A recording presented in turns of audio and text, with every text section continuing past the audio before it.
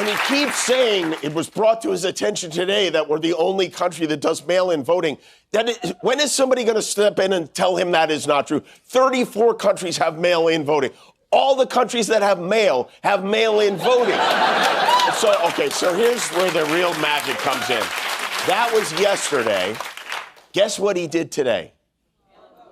That's right. He voted by mail today for the special election in Florida. He's unbelievable. So Jimmy Kimmel just destroyed Trump's election hypocrisy in real time, and it perfectly captures what we're seeing now in 2026. We're talking about billion-dollar windmill scandals, Iranian war contradictions, and Giuliani literally buffering on live TV. This breakdown exposes the chaos.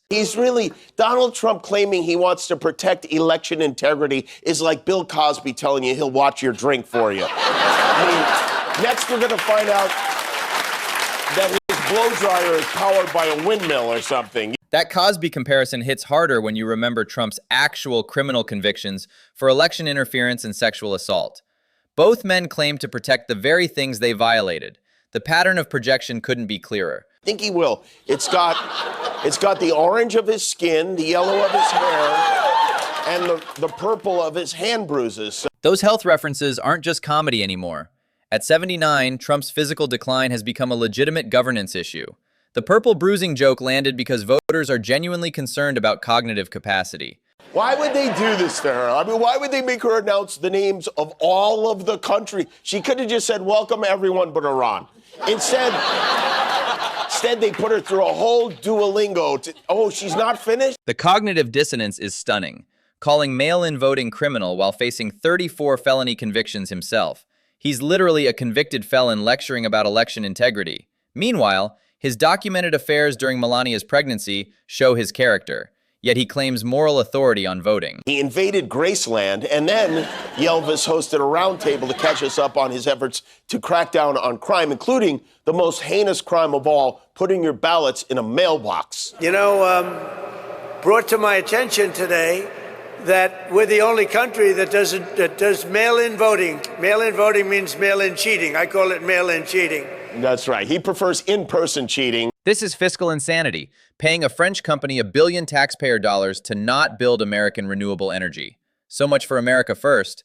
We're literally subsidizing foreign corporations to keep us dependent on fossil fuels while destroying our own clean energy jobs. The Trump administration is shelling out $1 billion of our money to a French energy company to cancel construction of wind turbines in North Carolina and New York. He's paying this company to not build these renewable energy farms because he has this weird hatred of what he calls windmills. He says they're unsightly, they're ugly monsters, they're losers, a con job, they're bad for the environment, and they make a lot of noise, which is exactly how most of us feel about him. The historical irony runs deeper.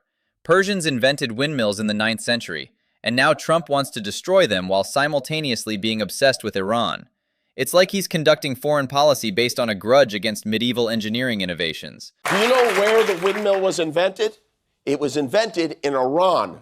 Persians invented the windmill between 500 and 900 AD, and now he wants to destroy them for it, I guess. The Don Quixote comparison is perfect. He's tilting at windmills while Iran actually sent him gifts, which raises massive constitutional concerns. Foreign governments learn they can influence him through expensive presents, exactly what the founders feared when they wrote the Emoluments Clause. The man boob of La Mancha again declared victory in Iran today. He said, this war has been won, and yet we're still fighting it. Or are we? We don't know. According to the president, there was some major progress yesterday thanks to a mysterious gift. This violates the Constitution's Foreign Gifts Clause, which exists specifically to prevent foreign manipulation of American officials. When leaders can be swayed by presence instead of national interest, it compromises every policy decision. This is exactly why those protections exist.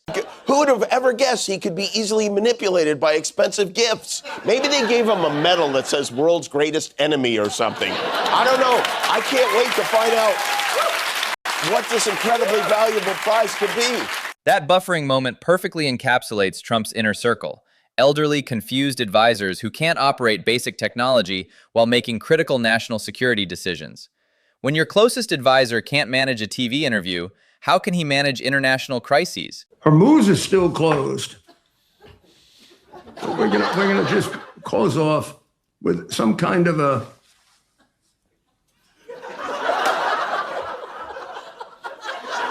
We're gonna close off with just a. Well, with just a what? What kind of, Mayor Giuliani? What are we going to close off with? Mayor Giuliani, can you hear me? Mayor Giuliani, you're on television right now. You're still on. The show is still on. Hello? I think we're watching the first ever human buffering before our eyes. Homeland Security protects against terrorism, cyber attacks, and national emergencies. It requires expertise in intelligence, technology, and crisis management. Instead, we get a former plumber and MMA fighter. Imagine explaining that qualification gap to our allies trying to coordinate on serious threats. Trump's got a whole new generation of thinkers lined up, including his newly confirmed Secretary of Homeland Security, Mark Wayne, Chuck Mike, Bruce Dave Mullen. Maybe Mellon's better. He is the now former senator of Oklahoma. Before he was elected to the Senate, Mark Wayne Mullen was a low-level MMA fighter and a plumber. That's right. We have a plumber protecting us from terrorism now. The joke reveals the deeper problem. When qualifications don't matter for crucial positions, why not just pick celebrities? At least Lil Wayne would admit he's unqualified. The entertainment value would be the same, but the damage to national security is real. Today, Trump hosted a swearing-in ceremony for Mark Wayne and his Mullinettes, where he shared his thoughts on what is surely the greatest threat to our homeland security. Anybody in your family want men to play in women's sports? I don't think so, Jim, right? How would they do? Would they do good wrestling you? They would be in trouble? He said, yes, they'd be in big trouble. It's so crazy. Transgender mutilization of children, we don't want that. Men playing in women's sports, men in women's sports, transgender for everyone. They want men to be able to play in women's sports. They want transgender for everybody. Terrible. Terrible. It always goes back to transgender. Every time he opens his mouth, he can turn a wedding toast into a rant about penises. Real homeland security threats include cyber warfare, international terrorism, and climate disasters. Instead, we get obsessive focus on transgender issues at a swearing-in ceremony. This misprioritization leaves actual vulnerabilities unaddressed while pursuing cultural grievances. Is it possible he's trying to tell us he wants to be a woman deep down inside? I mean, why else would he keep bringing this up? And the best part is the guy Jim he was talking to was Mark Wayne Mullen's son. Or daughter, if they're not careful. Cruz's theatrical outrage over phone records is rich, considering Republicans stayed silent when Trump's DOJ actually spied on journalists and Democrats. Now they're clutching pearls over standard investigative procedures into actual election interference. The hypocrisy is breathtaking. Signed them like he was printing a menu at a Denny's. Who prints the menu at a Denny's? They come laminated. This simile makes no sense. Please, Ted, explain this in human tongue because we don't know. What does Denny's have anything to do with any of this? Are you saying you're hungry for pancakes? Because if so, we'll get you some scrambled eggs. Exactly right. Where's this outrage energy for the missing Epstein files? Trump partied with Epstein for decades at Mar-a-Lago, yet Republicans obsess over phone record subpoenas while ignoring documented relationships with convicted sex traffickers. Priorities completely backwards. Meanwhile, none of these guys are screaming about the fact that we still haven't seen all the Trump Epstein files. We were supposed to have seen by December. You know, Jeffrey Epstein lived primarily in Palm Beach, Florida, conveniently located near his friend at Mar-a-Lago. And the fallout from his activities have impacted a lot of people, including this local Palm Beach lookalike. The selective outrage is glaring. Republicans scream about Hunter's laptop, but stay silent on Trump Epstein files. Those documents could reveal criminal activity, yet they're buried while they chase conspiracy theories. That's what a Jeffrey Epstein who faked his own death would say, right? I mean, now, I don't know what life is like for a Jeffrey Epstein lookalike who lives in Palm Beach, but I really wanted to find out, so we tracked him down. And please say hello now to Palm Beach Pete, who is standing by. This comedy bit is brilliant, but the underlying issue remains deadly serious. Epstein's network included powerful people who still haven't faced justice. This innocent man shouldn't need to prove he's not a criminal.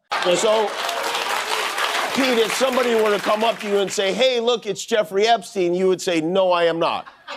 I would say, yeah, dude, I've heard it a lot of times. I'm Palm Beach Pete, living my life. So if I were to point at, let's say Jeffrey Epstein was still alive, and I were to point at him, and then I were to point at you, those fingers would be pointing in totally different directions, right? No, I'm the better looking guy. You are. You've been man to me. You woke up this morning, you looked in the mirror, you did not see Jeffrey Epstein, and you have never seen Jeffrey Epstein in the mirror. I just see me, but I know there's a strong resemblance there, Jimmy. Yes, and your position is that Jeffrey Epstein is not, in fact, you. The absurdist humor masks a real tragedy. While this random guy has to prove his innocence on TV, actual criminals in Epstein's circle walk free. Justice delayed is justice denied. Thank you for not being Jeffrey Epstein. And by the way, we have a gift for you that maybe you want to do something with and share with your fans. We made you a T-shirt, and I'm going to send this to you. It's for people who love it. Palm Beach Pete, but want nothing to do with Jeffrey Epstein. What do you think? I love it. It's fantastic. You guys are the best. It's going to be yours very soon, Palm Beach Pete. We will send this right away. That T-shirt gag perfectly captures the irony. An innocent lookalike gets interrogated while Trump, who actually partied with Epstein, faces zero accountability. The real criminal is running the country.